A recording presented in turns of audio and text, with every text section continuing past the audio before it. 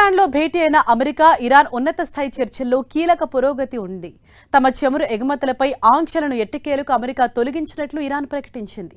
స్విట్జర్లాండ్లో అమెరికాతో జరిగిన తొలి విడత చర్చల అనంతరం ఇరాన్ మంత్రి అబ్బాస్ అరాక్చీ ఎక్స్ వేదికగా కీలక వివరాలు వెల్లడించారు. ఈ చర్చల పురోగతిపై ఇరాన్ విదేశాంగ మంత్రి అబ్బాస్ అరాక్చీ సంతృప్తి వ్యక్తం చేశారు. లెబనాన్ యుద్ధాన్ని ముగించేందుకు ఖతార్, పాకిస్తాన్ మధ్యవర్తిత్వం గొప్ప పురోగతిని సాధించిందని ఆయన అన్నారు. ఈ ఒప్పందంలో భాగంగా తమ చమురు ఎగుమతులపై ఆంక్షల మినహాయింపు, దిగ్బంధనం ఎత్తివేత, స్తంభింపచేసిన ఆస్తుల విడుదల వంటి అంశాలు ఉన్నాయని తెలిపారు. అమెరికా తరపున ఉపాధ్యక్షుడు JD Vance, Jared Kushner, Iran తరపున parliament speaker Mohammad Bagher Ghalibaf, విదేశాంగ మంత్రి అబ్బాస్ అరాక్చీ చర్చల్లో పాల్గొన్నారు.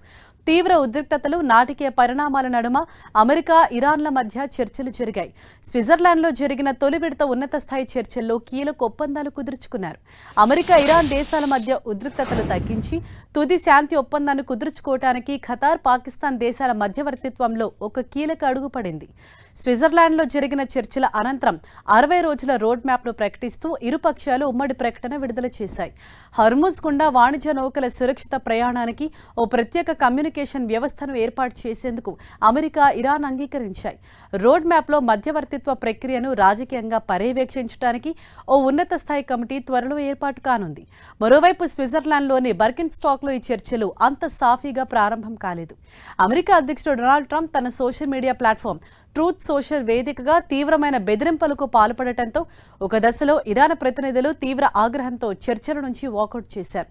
ఇరాన్ తన ప్రాక్సీలను అదుపులో పెట్టాలి, లేదంటే గత వారం కన్నా తీవ్రంగా దాడి చేస్తాం అని ట్రంప్ హెచ్చరించారు. అంతటితో ఆగకుండా హర్ముజ్ జలసంధిని తిరిగి తెరవకపోతే ఇరాన్పై బాంబులు వేస్తామని, చర్చలకు వచ్చిన ఇరాన్ బృందాన్ని కిడ్నాప్ చేస్తామని కూడా ఆయన బెదిరించినట్లు వార్తలు వచ్చాయి. దీంతో ఒక దశలో ఇరాన్ చర్చలు సాగించబోమని తెగేసి చెప్పాయి. అయితే ఈ ప్రతిష్టంభనను తొలగించేందుకు మధ్యవర్తులుగా ఉన్న ఖతార్, పాకిస్తాన్ వెంటనే రంగంలోకి దిగాయి. ఇరుపక్షాలతో సంప్రదింపులు జరిపి తిరిగి చర్చల ప్రక్రియను గాడిలో పెట్టాయి. దీంతో తిరిగి ప్రారంభమైన చర్చలు ఇవాళ తెల్లవారుజాము వరకు కొనసాగాయి. చర్చలు సానుకూల వాతావరణంలో జరిగాయని, ప్రోత్సాహకరమైన పురోగతి సాధించామని ఖతార్, పాకిస్తాన్ సంయుక్త ప్రకటనలో తెలిపాయి.